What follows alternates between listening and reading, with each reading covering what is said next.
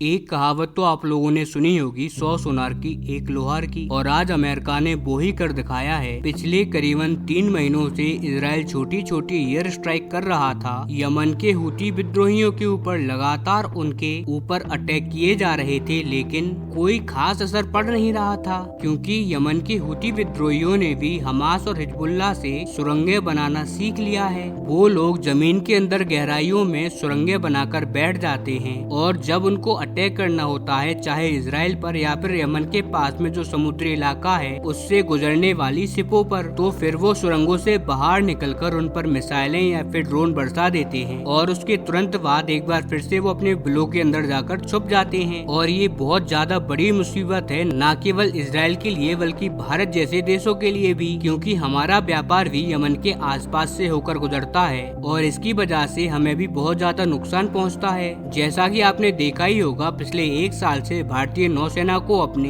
युद्ध पोत तक तैनात करने पड़ गए यमन के पास में। इसीलिए यमन के हुती विद्रोही न केवल इजराइल के लिए बल्कि इस पूरे रीजन में सभी के लिए सरदर्द थे। लेकिन लास्ट के 15 दिनों में तो इन्होंने हद पार कर दी, जब हाइपरसोनिक मिसाइलें बरसाना स्टार्ट कर दी इजराइल के ऊपर। बैलिस्टिक मिसाइलें भी बरसाई, जिससे कि इजराइल को बहुत ज्यादा नुकसान पहुंचा। पिछले 15-20 दिनों से इजराइल चौतरफा अटैक झेल रहा है, और इसीलिए इजराइल को एक फ्रंट पर राहत देने के लिए अमेरिका ने अब तक का सबसे कठोर कदम उठा लिया है और कहा कि अब इन छोटे छोटे अटैकों से कुछ नहीं होने वाला, हमें अपना विनाशक निकालना होगा और वही अब इनका विनाश करेगा। लेकिन दोस्तों, उससे पहले अगर अभी तक आपने इस चैनल को सब्सक्राइब नहीं किया है तो आपसे विनम्र निवेदन है कि आप इस चैनल को सब्सक्राइब कर नोटिफिकेशन बेल को ऑन कर लीजिए और वीडियो को लाइक कर दीजिए। चलिए हम वीडियो में वापस आते हैं। और वो विनाशक था B2 स्टेल्थ बॉम्बर। जी हाँ, अमेरिका का विनाशकारी हथियार जिसे B2 स्प्रिट के नाम से भी जाना जाता है। इसने कल देर रात बहुत ही जबरदस्त स्ट्राइक करी है यमन के हुती विद्रोहियों पर, और अमेरिकी सेना ने ये भी जानकारी दी है कि हमने इस एयर स्ट्राइक में किसी मिसाइलों का इस्तेमाल नहीं किया। B2 बॉम्बर ने दरअसल मिसाइलों की जगह यूज किए B2 बॉम्ब, और बॉम्ब इसीलिए गिराया क्योंकि इनमें जो विस्फोटक था वो इतना ज्यादा शक्तिशाली था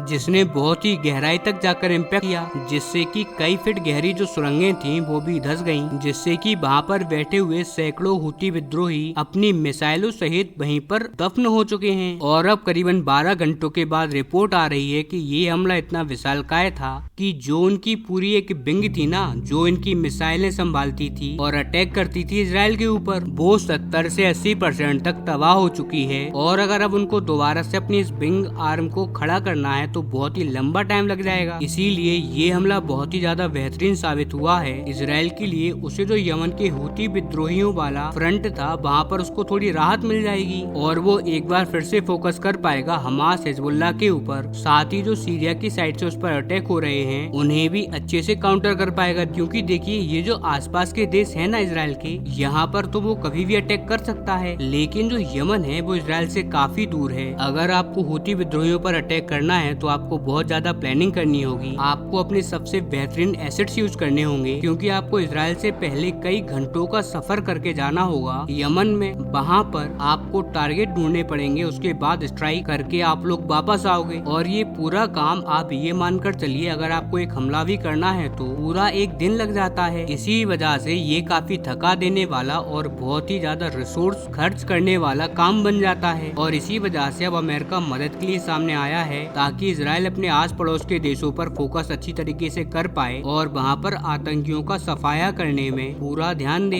यमन के हुती विद्रोहियों को अब अमेरिका का B2 बॉम्बर ही संभालेगा।